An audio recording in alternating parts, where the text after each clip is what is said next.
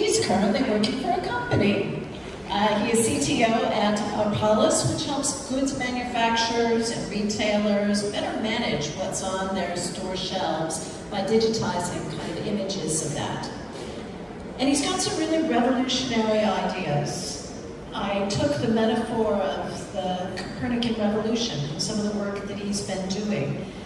And in one of his papers he said, today most of us believe intellectually and intuitively in having a single mental identity throughout our entire lives. And we do. When I asked you to introduce yourself to someone else, you used one thing to share. And that's a consistent sort of identity. But again, what if there are many identities? What if we live in a world where we're creating multiple identities? What is that going to mean? Dr. Thank you very much. Hi everyone. So I'm going to start, I'm going to take it from here, from after the great talk by Leo, which actually kind of, I don't know how to say it in English, kind of hurriedly, like in volleyball that is served. Because having multiple identities in virtual reality and augmented reality, that's basically the thing that I'm going to explore. I'm going to claim here that it's psychologically doable, but it's not trivial to say that we can actually perceive ourselves as multiple different kind of personas. We can speak about this, but is this actually psychologically feasible? So I've been exploring in the last 15 years or so, mainly at Microsoft Research, but also in the academia. I've been exploring various kind of options of embodying myself into different kind of avatars, physical or virtual actually, avatars, perceiving myself in different forms, and seeing how actually psychologically convincing this is. So I'm going to speak here about this kind of old command of Socrates, which we adopt today. We say to our children, always be yourself, always be authentic. And in order to be yourself, in order to empower yourself and find the strengths in yourself, you need to first know thyself, know yourself, know who you are. But there are some hidden or implicit assumptions behind this saying. The main assumptions are that there is a self, that there is kind of a core kernel, core single identity that I need to explore in order to find and in order to empower. And all these assumptions, there are kind of 5 assumptions that I'm going to go through, and then within the next 13 minutes or so, I'm going to try to invalidate in the world of metaverse. But before we do that, I'm going to go over in a few minutes or a few seconds about what is the metaverse, again continuing to go. So we're talking about augmented reality, virtual reality, and mixed reality.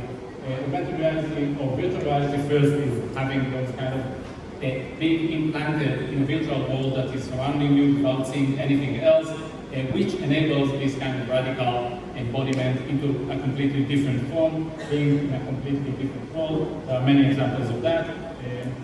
Augmented reality, as opposed to that, you see the world and you see kind of a 2D overlay on top of the world, 2D virtual overlay on top of the world, and the extension of it, what we call mixed reality, sometimes we call this also augmented reality today, which is using glasses that are transparent. You see the world, but then you see holograms on top of this world. I've been working at Microsoft mainly on this product, on the Microsoft HoloLens, the incubation of this product.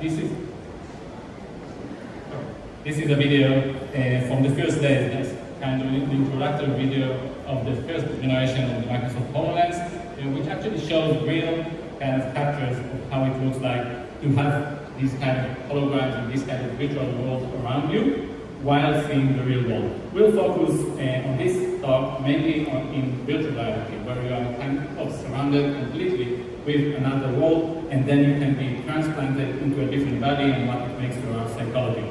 So the first assumption that I'm going to explore is a very powerful assumption that we strongly believe in, that the perception of our body is inborn and fixed. That we have this kind of, we call this homunculus in the brain that kind of represents the shape of our body, that we have hands, legs, etc., and that it has certain proportions. And now we know, and I'm not going to get into all the details of this research, you can kind of believe me or ask me afterwards, but now we know, following studies that show that if we synchronize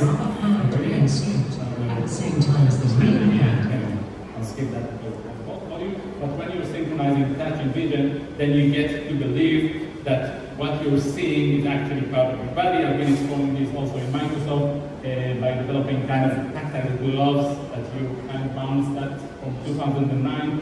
You see me here kind of bouncing a kind of a balloon, a virtual balloon with Xbox, with code running on Xbox and getting tactile feedback, and it made you feel as if you're actually getting the sense of touch from the display and later from the virtual reality. And then came multiple studies that showed that if we embody ourselves in different forms, different forms of animals, for instance, in virtual reality, then you completely and immediately believe that you have this kind of body shape in virtual reality. When I showed this to my child yesterday, my younger child, Bar, 8 years old, he said like, okay, so like that.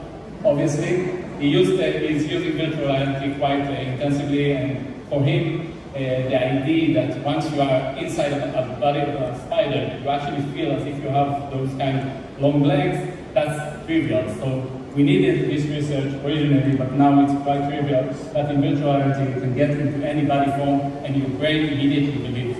So that's the first assumption. The first assumption, we invalidate that, and in the metaverse, we actually say that our perceived physical identity is learned. It's something that we learn. And in the metaverse, you can completely transform to anything. And the brain believes within minutes that you are this kind of new physical identity. That's about the physical identity. Okay? And what about perceiving the world differently? Not only our body. Do we all perceive the world exactly the same? That's kind of a very basic assumption. And only our interpretation or our cognitive interpretation of it perhaps differs between us. So now we know that we actually can choose sometimes how to perceive the world, such as in this classic necklace cube example. You can see it either like this or like that. You can try it right now. But you can't see both, or you can't see, you can be in between those two states. Okay, try this for a moment. And there are other examples where just by changing perspective, we see these kind of plates as convex instead of concave and vice versa, just because we have some inborn or implicit assumptions about the direction of the light of the sun coming on these objects. And another kind of classic example is this dress that I see as gold and white. Okay, some of you see it like me, and some see it as blue and black. Just as a quick example, a quick experiment. How many of you see it like me as in the colors of white and gold? Raise your hand. Okay, look around you. How many of you see it as blue and black? Okay, so it's kind of 50-50. Okay, this relies on hidden assumptions that we have about the direction of light in the world. So we don't actually perceive the world similarly. Okay, we see the world based on assumptions, hidden assumptions that we have. Also, this affects also how we perceive the world. And in the metaverse, this is quite arbitrary. Okay, and arbitrary in terms of being controlled by AI that will generate the metaverse for us. Okay. The next assumption number 3, my identity has a core, unchangeable inner root, kind of soul or a spirit, kind of a mental self. This is me. Okay, you told each other, who are you? This is me. I'm Rotem. That's how I was born. Perhaps I can change a bit, but I have this kind of a root inside of me. Now we know that this is also incorrect. Okay? Experiments that show how we can modify memories of people just by letting them tell about themselves some kind of stories that they have to make up when they see fake images of themselves from the past. They have to make up the stories, and they gradually kind of start to be convinced that this is their story. Okay? And who we are is the narrative, the story that we tell about ourselves. Highly relies on the memories that we have and the memory that we maintain. And in the metaverse, be it in virtual reality or augmented reality, you eventually experience various things happening around you. You can re-experience memories as 3D kind of replay, such as in this example of Shah Mizadi who worked with me at Microsoft, where you can replay memories, but these memories can be modified, these memories can be manipulated, these memories can be, you will probably add filters in order to kind of make those memories much nicer for you. Okay, kind of Instagram filters only in the metaverse. So what will be eventually your identity or your true memory? Will it be what happened really, Will it be your actual kind of real identity, or will it be what eventually you decided to apply a filter on and use?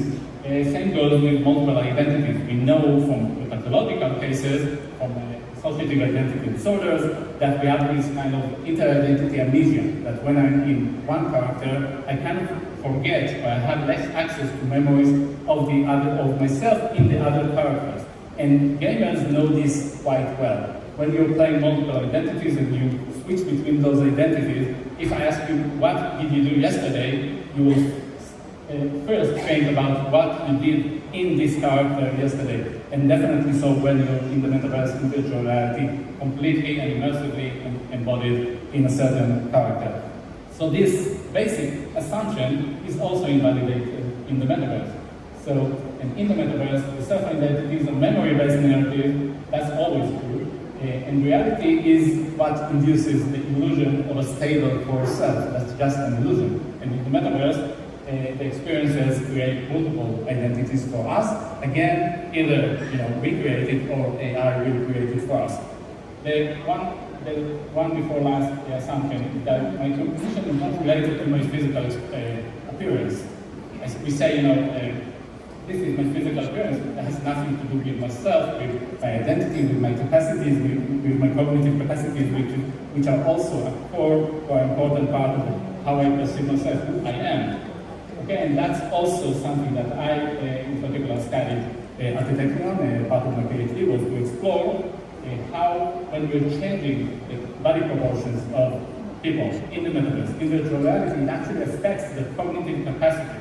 Because when I'm closer, for instance, when I'm closer to those cognitive stimuli and those cognitive tests, I perform completely different than when I'm farther away. And in another example, in a research I did where I made people believe that virtual hands are their hands, but the virtual hands moved slightly different from what they expected in virtual reality. Okay, so the hands moved either in the same speed of the real hands or much faster. They didn't kind of notice that, but that change made them made their brain need to adapt to this new world. And eventually the result was that they became kind of a virtual baby, virtual newborns, in the sense that we saw the brain areas that are active in terms of kind of critical periods of acquiring cognitive, primitives, Piaget, etc. All this kind of came back to life when they were in virtual reality and had to adapt to this new body. So this assumption as well is invalidated, and our cognition is actually heavily and significantly coupled with our physical appearance. So cognition is fundamentally embodied. That's how we call it. A fixed body led to a universally similar cognition. Okay, so we all have kind of the same definition of what cognition is, how we think about things, but that's because we all have the same form of body, or physical body, human physical body. And cognition can be relearned, or reacquired, and modified in the metaverse. The last assumption is that AI will never be indistinguishable from humans. So now, the metaverse will be created automatically, etc. Eventually, will be created it's in terms of the avatars and the world surrounding us. So will this be convincing enough to actually make us believe that we have a different identity just because the AI decided so? So first of all, something like 30 seconds intro about what are artificial neural networks. It's basically a way to computerize the way neurons are working in the brain, and eventually we're training a model to, for instance, recognize faces. So we insert inputs on the left side of the model, and there are weights and kind of connections and strengths that eventually lead to a certain output. The output is the name of the person, for instance, Joe. If this is true in this particular example, then we go back along the network and we strengthen, we make stronger all the connections that led to this true result. If this is a mistake, then we go back, we find the blame, we find all those connections that actually led to this mistake, and we make them weaker, and so on and so forth. We go through millions of examples and repetitions, and eventually the network learns how to identify the names of these persons, or if a person is real or fake, for instance. we can train a model for that as well. And eventually we see that in the internal, the kind of hidden layers of the network, we see the same phenomena that we see in the brain as well, in terms of what is encoded in each layer. How many of you know this well-famous girl that came, how many of you saw her any time? So she became famous for a moment. She had her one moment when she appeared on my browser one time, but she actually isn't real. If you now take your phone and just open Chrome or whatever the Explorer and type thispersondoesn'texist.com, okay, and I definitely invite you to do so, thispersondoesn'texist.com, and refresh the page, you will get an image of some person that is completely doesn't exist. This girl does not exist, and whenever you refresh the page, you get another image or another kind of 3D model, it can be, of a person that does not exist. And how does that work? So we have GANs, generative neural networks that are generating, they are not identifying persons, they are generating context. And these new models that are kind of boomed in the last few years are now mature to generate the new metaverse, to generate identities and 3D models and fake identities and fake avatars that you will never know that they are actually bots that are walking around you and that are speaking with you, and the same goes for language. New language models are indistinguishable from humans. Okay? So you can read whole texts, whole articles that were written by GPT-3 or other language models, and that you will never know that it wasn't written by anyone human. And it goes on, and now we have also examples that are already using those, it's called stable diffusion models. This is an example by Scotty thing, which let AI model generate a virtual reality world around him and keep changing this kind of a dreamlike experience. So this assumption is also invalidated, which leads me to the end of this talk. So AI will soon pass the basic Turing test. Metaverse will be AI generated and personalized, and identity in the metaverse will be affected by AI. So we tell our children to always be yourself, but there is this famous meme, always be yourself unless you can be Batman. And then be Batman. But the next point, and I'm definitely stealing some time here, so sorry.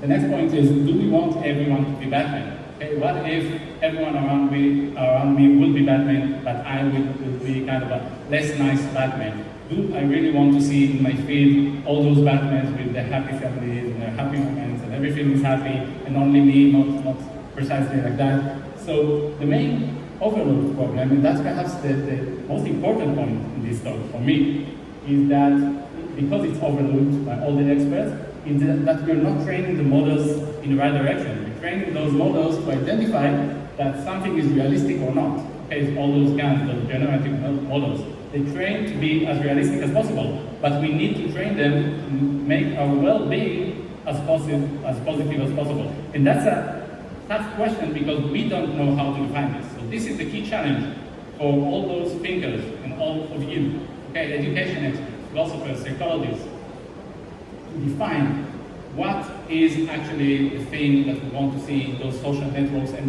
in the metaverse around us that will make our well-being much better. It's not about being realistic or immersive or amazing. We want some kind of combination that would enable the AI experts to eventually train the models properly in the right direction. And the right direction is not about realism, it's about making us happier. Thank you very much.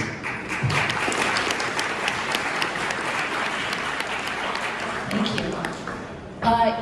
Over the course of my career, I've had an opportunity to interview many